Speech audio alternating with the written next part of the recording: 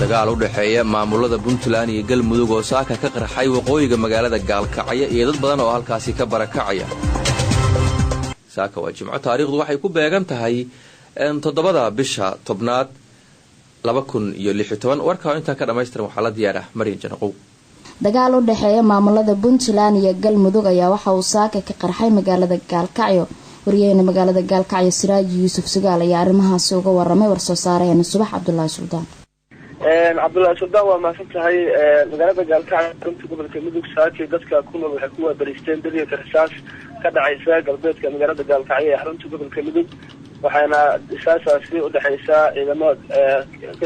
ka soo kala jeeda maamulada Galmudug iyo Puntland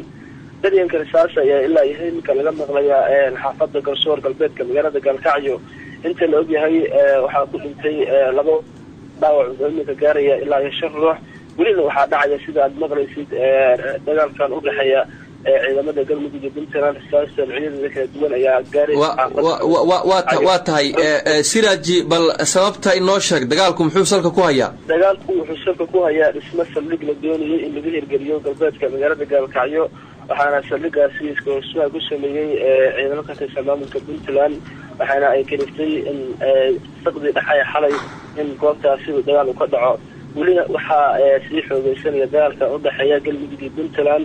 waliba waxaa meel jirto wada hadallo u dhaxeeya Galmudug iyo Puntland balse dadka ku nool xaafadda Garsoor galbeedka Gaalkacyo ayaa iminka indhaheedu qabanayaan ayagoo ka barakacaya goobaha ka dhow meelaha iminka ay ka socoto dirafta waa maasantahay Siraaji